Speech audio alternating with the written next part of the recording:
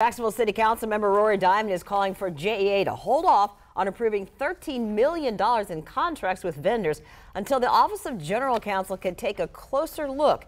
In a statement, Diamond said that spending was, quote, reckless, creating yet another loss to the people of Jacksonville.